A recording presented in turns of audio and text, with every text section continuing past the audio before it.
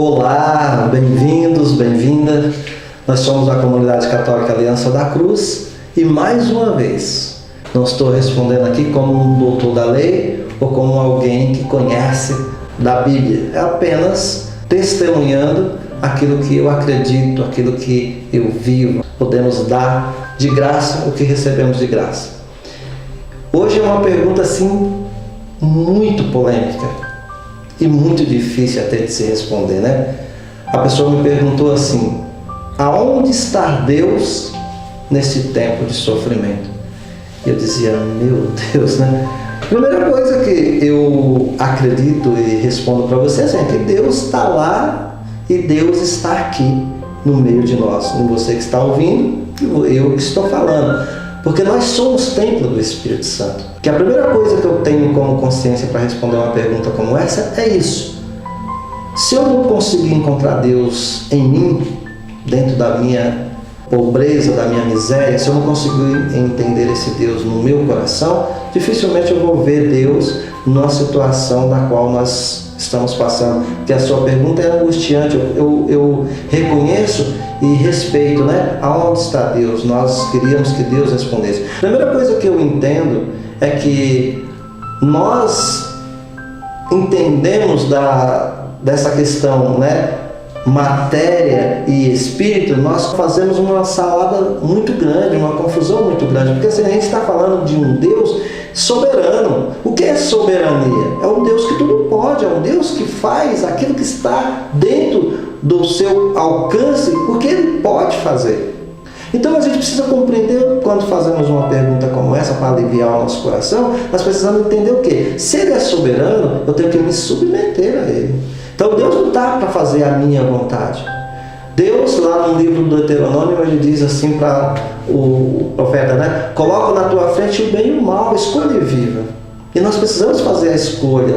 Nós estamos vivendo um tempo onde as pessoas querem silenciar Deus. Nós estamos vivendo um tempo onde as pessoas estão escolhendo as coisas banais, coisas que a gente absurda, as coisas mais terríveis, e querem que Deus haja. Mas as crianças têm culpa disso? Não, as crianças não têm culpa. Mas os filhos são o que os pais são.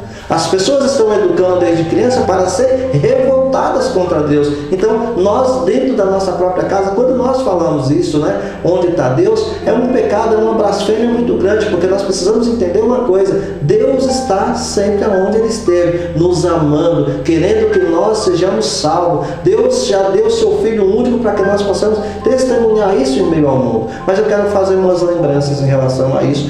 Nós precisamos lembrar uma coisa.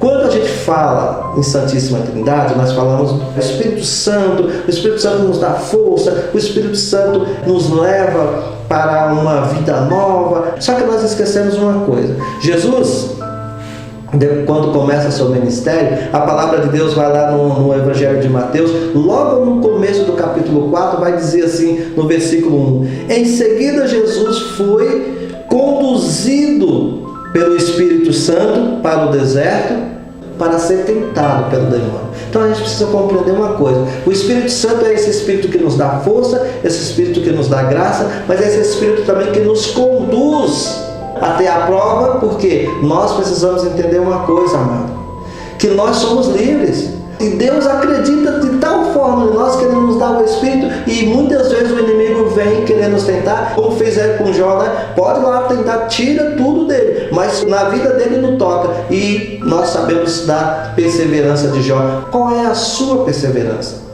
Como você tem sido conduzido no momento de tentação, no momento de provação? Você tem dado testemunho de Deus? Você tem dito que Jesus Cristo é o Senhor da tua vida só quando as coisas estão dando tudo certo? Ou quando as coisas não estão dando certo, você tem entendido isso, que você pode ter sido conduzido para essa situação para continuar Deus sendo glorificado pela sua vida? Então nós estamos vendo uma sociedade que hoje ela rejeita Deus e ela quer resposta de Deus. Então a minha resposta para você é muito simples: nós estamos vivendo simplesmente as consequências dos nossos atos. Nós estamos esquecendo de Deus, nós não perseveramos mais nas coisas de Deus. Uma coisa é você assumir que você é pecador, e outra coisa é você não fugir do pecado. Uma coisa é eu me colocar diante de uma cana e achar que eu sou melhor que você. Não, eu sou tão pecador quanto você. A palavra de Deus me diz isso. Ela diz assim para mim: aquele que diz que não tem pecado é um mentiroso. E se eu dissesse que não sou pecador, eu seria que um mentiroso. Outra coisa é eu ver o pecado, saber que está o pecado e não fugir dele. Fuja do pecado que o demônio vai fugir de você. Uma sociedade onde que acha que nós temos que viver agora a ideologia de gênero e onde que nós vamos esquecendo que nós temos que viver a graça do Espírito, porque conduzido pelo Espírito foi tentado e depois venceu o demônio e depois os anjos de Deus veio dar o manjar do céu para o Senhor. Então nós precisamos entender que nós vamos ser tentados, nós vamos passar por provação, nós vamos passar por muitas dificuldades, mas é na perseverança, é na certeza da vitória de Jesus Cristo na cruz é que nós vamos verdadeiramente receber a nossa recompensa. Então não tenha medo dos sofrimentos. Muito pelo contrário, Jesus diz: no mundo há vez de ter aflição.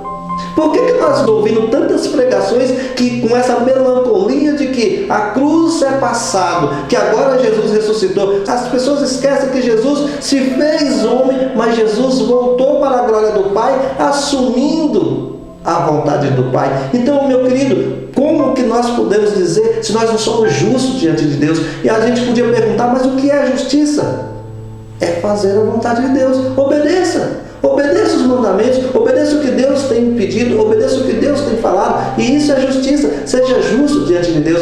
Meu querido, uma das coisas que eu falo com a minha vida, algo que Deus tem me dado hoje, eu até partilhava aqui com o meu irmão, antes de fazer esse vídeo para vocês. A paz que tem tido no meu coração é eu ter consciência de que sou pecador, mas posso fugir do pecado. Quando eu fujo do pecado, a justiça de Deus vai se adentrando na minha vida, a justiça de Deus vai se adentrando na minha casa. Eu continuo pecando por atos, por omissões e por palavras, mas uma coisa é certa: hoje eu tenho uma consciência e uma decisão na minha vida. Eu quero Deus. Por querer Deus, nós não vamos achar que as tribulações não vão vir. Elas vão vir. Até o próprio Espírito nos permite essas tribulações, mas nós vamos ter que entender uma coisa: é a nossa fidelidade a Deus, perseverar até o fim, que vai nos levar para verdadeiramente a glória de Deus. Então o que o mundo precisa? Converta-te.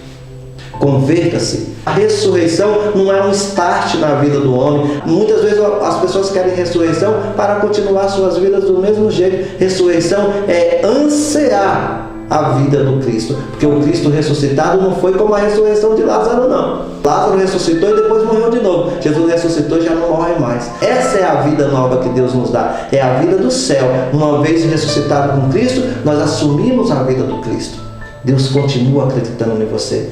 Deus quis acreditar em você. Sabe por quê? Porque você é a grande obra de Deus. Você é o Filho amado de Deus. Você é aquele que Jesus espera que, como ele diz para o Pai, Pai, eu não rogo apenas por esses que estão aqui, eu rogo por aqueles que hão de crer. Creia em Cristo e será salvo tu e a tua família. Não deixe que o demônio coloque essas coisas no seu coração, achando que Deus se esqueceu de nós e por isso nós estamos sofrendo. Nós estamos sofrendo por consequência dos nossos pecados. Jesus crucificado, o motivo da nossa salvação. Pelas dores de Maria Santíssima, misericórdia.